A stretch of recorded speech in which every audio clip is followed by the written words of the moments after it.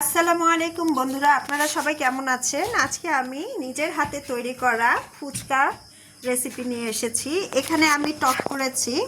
এই টকটা হলো তেঁতুল, চিনি আর চটপটি মশলা, মরিচ, পেঁয়াজ আর সাথে হচ্ছে লেবু আর স্বাদমতো একটু লবণ। এই টকটা অনেক টেস্টি হয়েছে। আমি এটা ঘরে নিজে হাতে বানিয়েছি, তাই না বাবা? বলো।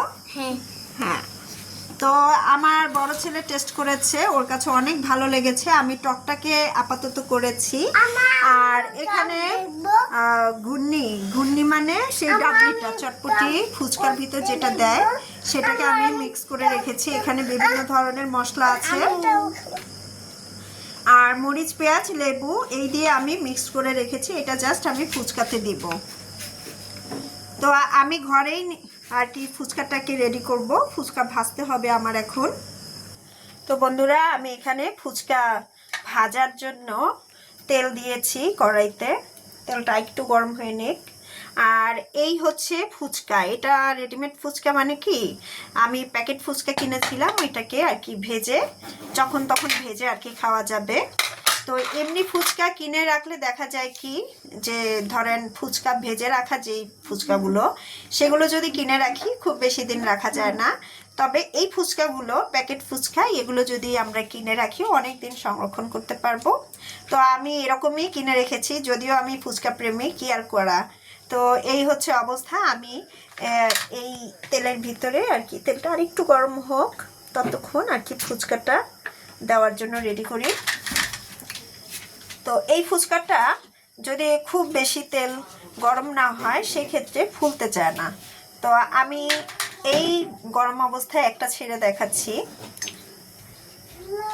দেখুন বন্ধুরা, ফুচকাটা এখনো কিন্তু সাথে সাথে ফুলে উঠছে না। আর যেগুলো সাথে সাথে ফুলে ওঠে না সেগুলো একটু চিমসা ধরনের হয়ে যায়, মানে ওটাকে খুব বেশি ফোলানো যায় না। তো দেখুন বন্ধুরা, এটা যে খুব বেশি ফুলে যাচ্ছে তা না, এটা একটু শক্ত টাইপেরই হবে যেহেতু তেলটা হালকা গরম। তো আমি এটাকে আপাতত উঠিয়ে নিচ্ছি, তেলটা আর একটু গরম হোক। তো আমি এখন ফুচকাগুলোকে ছেড়ে দিব।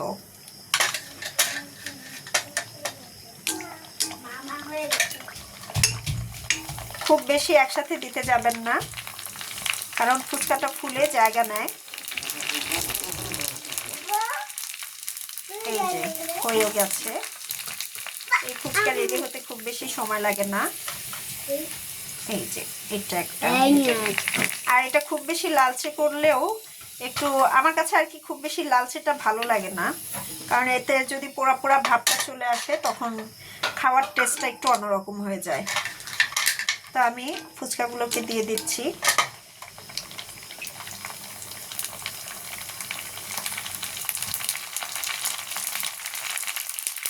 একাই ঘুরে যাচ্ছে।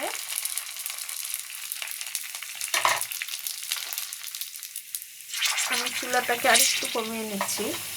দেখুন আমার ফুচকা প্রায় রেডি।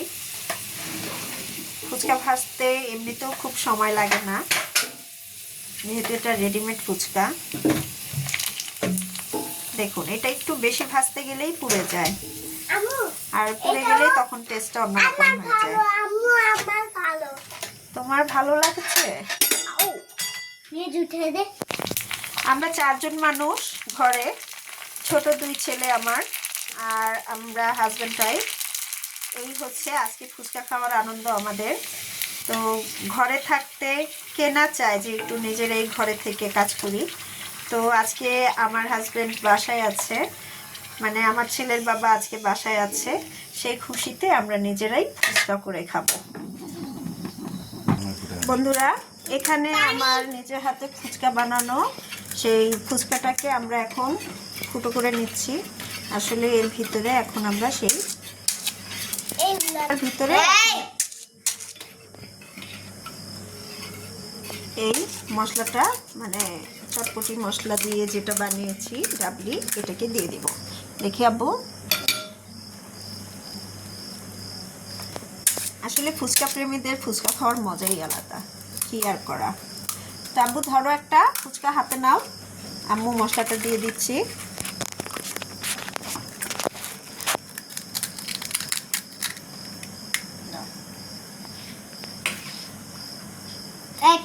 খাইতে বল নাই রাখ আমি এটা রাখো, আম্মু দিচ্ছি একটা একটা করে, তোমরা একটু একটু টেস্ট করে দেখো, ঠিক আছে? তো দাও ওকে। আগে ভরে রাখি, তারপর টক দিয়ে দিচ্ছি। এটা বেশি পোড়া হয়েছে, বেশি পোড়া।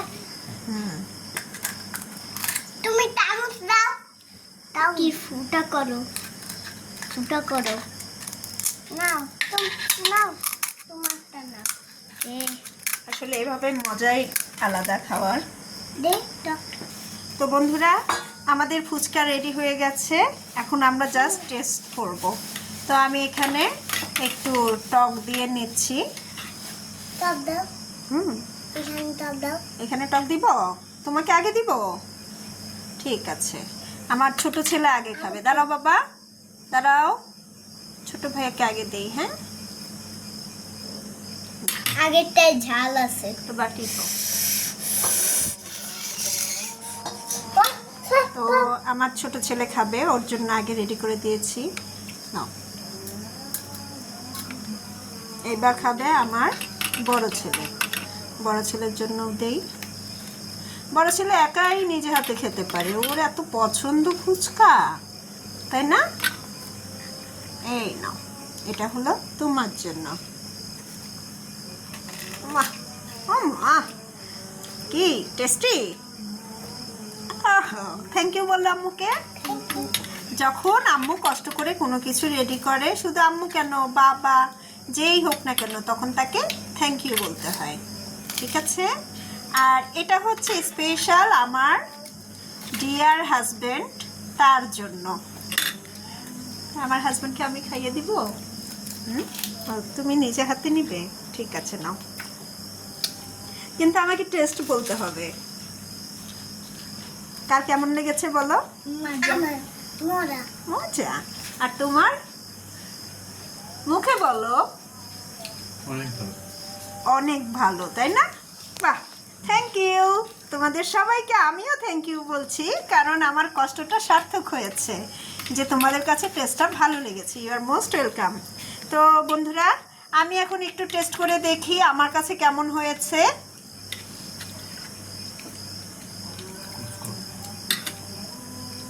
এইটা হচ্ছে আমার জন্য।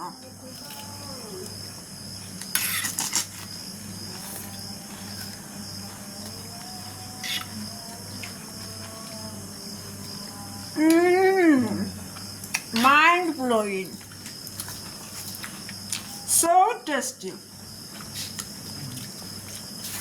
এত টেস্টি, আসলে না খেলে কেউ বুঝতে পারবেন না। তো আজকে এই পর্যন্ত বন্ধুরা, আমার এই ফুচকা তৈরির ভিডিওটি কেমন লেগেছে অবশ্যই লাইক, কমেন্টস এবং শেয়ার করে অবশ্যই জানাবেন। আর আমার চ্যানেলটি যদি আপনাদের ভালো লেগে থাকে তো একটু সাবস্ক্রাইব করতে ভুলবেন না। আজকে এই পর্যন্ত বন্ধুরা, আশা করি সবাই ভালো থাকবেন। আল্লাহ হাফেজ।